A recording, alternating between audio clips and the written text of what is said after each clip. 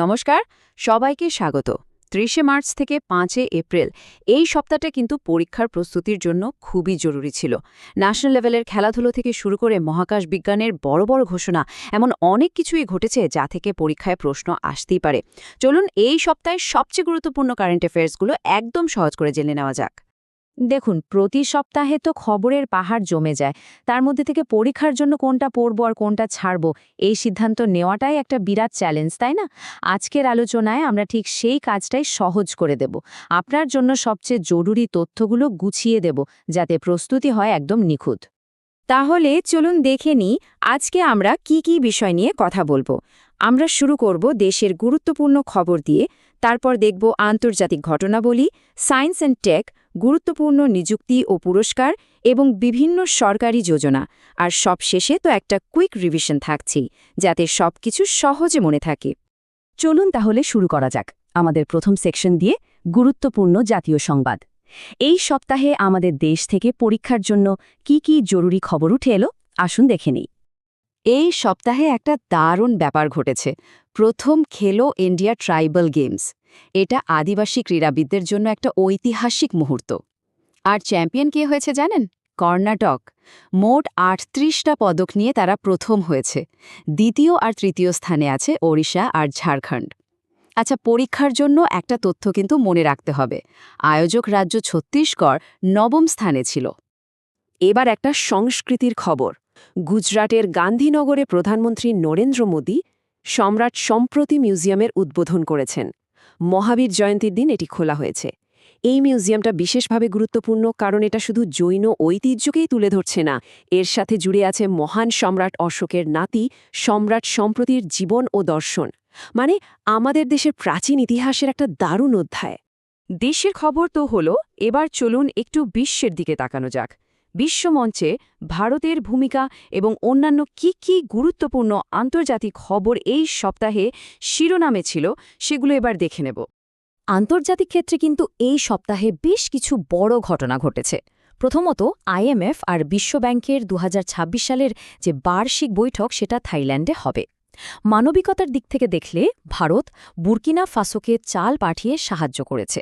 আবার দেখুন, ইন্দোনেশিয়া ১৬ বছরের কম বয়সী বাচ্চাদের জন্য নতুন সোশ্যাল মিডিয়া আইন এনেছে, আর জাপান তো বিশ্বের প্রথম মালবাহী বুলেট ট্রেন চালু করে তাগ লাগিয়ে দিয়েছে।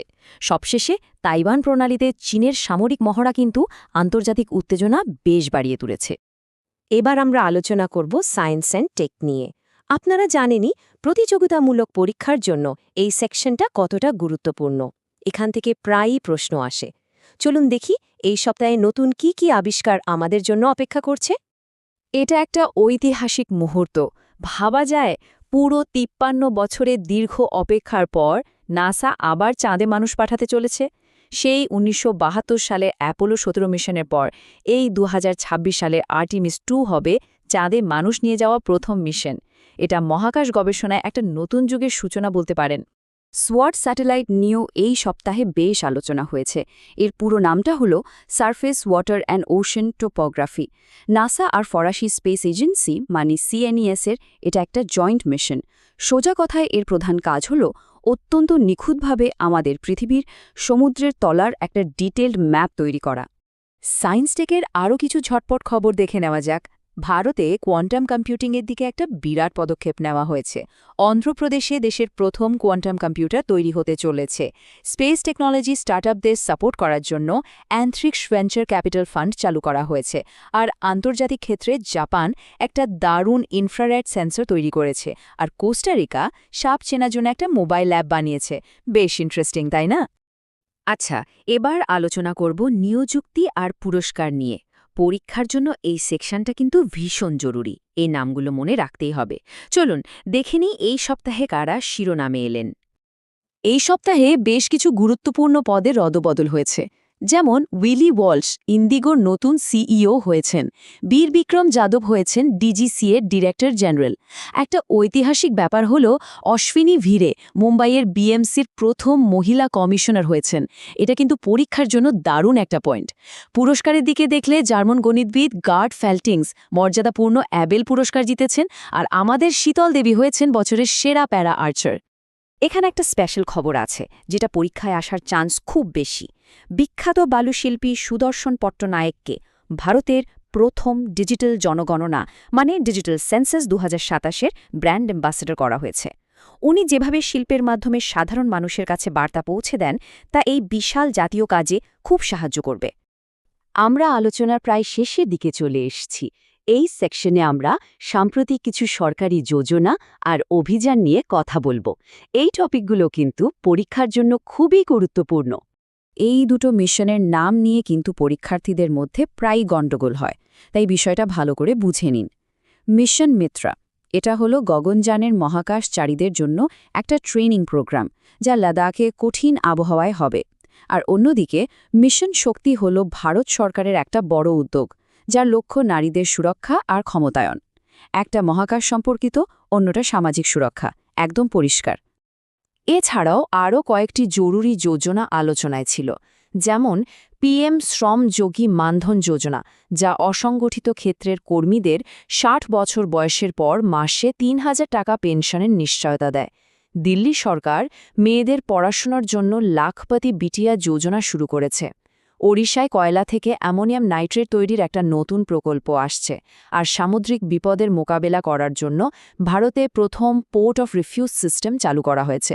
তো অনেক কিছু আলোচনা হলো, এবার সময় হয়েছে সবথেকে জরুরি পয়েন্টগুলো একবারে ঝালিয়ে নেওয়ার, যাতে পরীক্ষার আগে সবকিছু মাথায় গেঁথে যায়। এই পয়েন্টগুলো একদম ভুললে চলবে না। খেলো ইন্ডিয়া ট্রাইবাল গেমসের বিজয়ী কর্ণাটক, নাসার আর্টেমিস 2 মিশন, যা 53 বছর পর চাঁদে মানুষ নিয়ে যাবে, অ্যাবেল পুরস্কার বিজয়ীর নাম গার্ড ফেল্টিংস, ডিজিটাল সেন্সাসের ব্র্যান্ড অ্যাম্বাসেডর সুদর্শন পটনায়েক। মিশন মিত্রা আর মিশন শক্তির মধ্যে পার্থক্যটা মনে রাখবেন। আর সবশেষে বিএমসির প্রথম মহিলা কমিশনার অশ্বিনী ভিরে। এই তথ্যগুলো থেকে প্রশ্ন আসার সম্ভাবনা কিন্তু সবচেয়ে বেশি। আজকের মতো আলোচনা এখানেই শেষ, কিন্তু যাওয়ার আগে একটা প্রশ্ন রেখে যাচ্ছি আপনাদের জন্য। ভারতের প্রথম ডিজিটাল জনগণনা দেশের প্রশাসন আর ভবিষ্যৎ পরিকল্পনাকে দীর্ঘমেয়াদে কিভাবে প্রভাবিত করতে পারে বলে মনে হয়? এই বিষয়টা নিয়ে কিন্তু অবশ্যই ভাববেন। এটা মেইনস পরীক্ষার জন্য একটা সম্ভাব্য টপিক হতে পারে। আমাদের সঙ্গে থাকার জন্য অনেক ধন্যবাদ। প্রস্তুতি চলুক জোর কদমে।